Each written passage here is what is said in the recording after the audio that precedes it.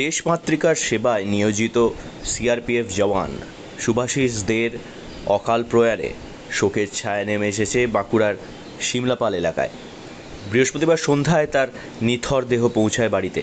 প্রিয় সন্তানকে শেষবারের মতো দেখতে ভিড় জমান পরিবারের সদস্য, আত্মীয় স্বজন, প্রতিবেশী, অসংখ্য এলাকাবাসী।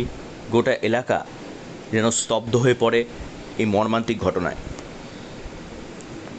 জানা গিয়েছে, সিআরপিএফে কর্মরত শুভাশিস দে দীর্ঘদিন ধরে দেশের নিরাপত্তার দায়িত্বে পালন করছিলেন। তার মৃত্যু সংবাদ এলাকায় পৌঁছাতেই শোকের আবহ তৈরি হয়। বৃহস্পতিবার সন্ধ্যায় বীর জওয়ানের মরদেহ বাড়িতে আনা হলে বহু মানুষ স্বতঃস্ফূর্তভাবে উপস্থিত হন। ভারত মাতার এই বীর সন্তানকে শেষ শ্রদ্ধা জানাতে আবেগঘন পরিবেশ তৈরি হয় এলাকায়।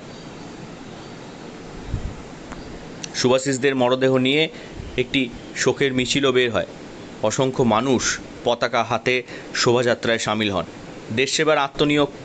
দেশসেবায় আত্মনিয়োগ করা এই যুবকের এভাবে চলে যাওয়া অনেকের কাছেই অপূরণীয় ক্ষতি বলে মনে হয়েছে। ভারত মাতা কি জয় ধ্বনিতে মুখর হয়ে ওঠে এলাকা, আর চোখের জলেই শেষ বিদায় জানান প্রিয়জনেরা।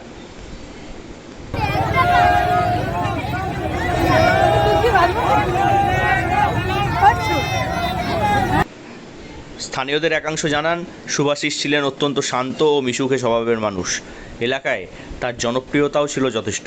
তাই তাঁর প্রয়াণে শুধু পরিবার নয়, গোটা শিমলাপাল যেন নিজের এক সন্তানকে হারানোর বেদনা অনুভব করেছে। শেষবারের মতো বীর সন্তানকে শ্রদ্ধা জানাতে মানুষের ঢলই যেন প্রমাণ করল শুভাশিস দে শুধু একজন জওয়ান নন, ছিলেন এলাকার গর্ব। বাঁকুড়া থেকে নীলাঞ্জন ব্যানার্জির রিপোর্ট, লোকাল 18 বাংলা।